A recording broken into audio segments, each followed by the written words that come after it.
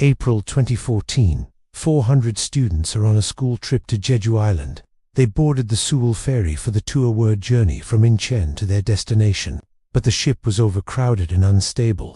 And when it started to list, many passengers realized the unthinkable. The Seoul ferry was sinking. As the ship began to tilt, students huddled together on the top deck, crying out to their parents as the water temperature matched the air temperature, meaning there was no way of knowing how cold it would be once submerged. There were lifebuoys who could have saved many of the people on board, but they only came when it was too late. Out of the 459 people on board, 304 died. Many of those who did survive were traumatized by the disaster. But why is this video about a tragedy that happened almost 9 years ago? Well, after the sinking, an investigation was launched into the captain and the company that owned the ship, and what was found was deeply disturbing. The captain had been paid off by the company to allow them to illegally transport 68 more cars than the ship was designed for. This extra weight caused the ship to sink. But the story doesn't end there. The company that owned the ship was part of a larger group called the Chong Group. Chong Group is one of the most powerful families in South Korea, controlling businesses worth billions of dollars across multiple industries, and the Chong family had managed to evade accountability for the disaster. So the question is, why were they able to get away with this? In order to understand this, let's take a step back and explore what South Korea even is. South Korea is often viewed as a poster child for capitalism. After the Korean War, it went from being a poor agricultural economy to one of the richest countries in the world. How did it do this? Well, over the last few decades, South Korea has seen the rise of giant conglomerates that control huge parts of the country's economy. These conglomerates are known as chaebols, which translates to wealthy family in Korean. The 5 largest chaebols are Samsung, Hyundai, LG, SK, and Lotte. Together, they account for around 80% of South Korea's exports. One person or family owns each conglomerate, and they maintain tight control over the business, often passing down control to their children. For example, Lee Jae-yong is the chairman of Samsung, the largest chaebol in South Korea. He inherited the position from his father, Lee Byung-chul, who founded the business. The chaebols helped South Korea grow so fast because they were willing to do what the government would untay. They borrowed heavily from Western banks, built infrastructure, and created entire new cities. But in return, the government turned a blind eye to many of the chaebols' shady practices, such as tax evasion and corruption. This relationship between the government and the chaebols is still going strong today.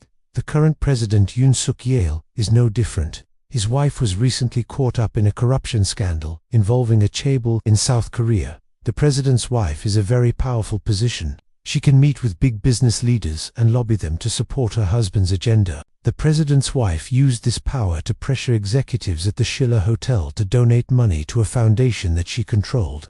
In return, she promised to help them win government contracts. Even though the president's wife gave the money back after getting caught, she was still charged with receiving bribes. While it seems like the chaebols and the government are separate entities, they're actually deeply intertwined. When one of the chaebols, Hanbo, went bankrupt in the 1990s, the Korean government bailed them out.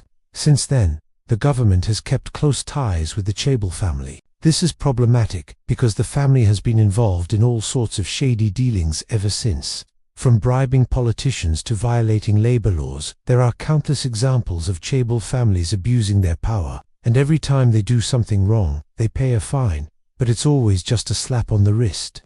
Even after the Seoul ferry disaster, the Chong family was only given a suspended sentence and a small fine. This is simply not enough, considering the amount of damage they caused. Over time, the chaebols have become too big to fail. If one of them goes bankrupt, it could cause the entire South Korean economy to collapse. It's gotten to the point where the chaebols are essentially owned by the state, meaning the people have no real control over their own economy. Now you may be thinking to yourself, surely the South Korean people have the power to vote and replace corrupt politicians, right? Well, yes, they do. But there's a problem with that theory. Ever since the 1970s, South Korea has been ruled by a single party, the Liberal Democratic Party. They've been in power for so long that they've become entrenched in South Korean society. Many government positions are filled by people who are loyal to the party rather than the people.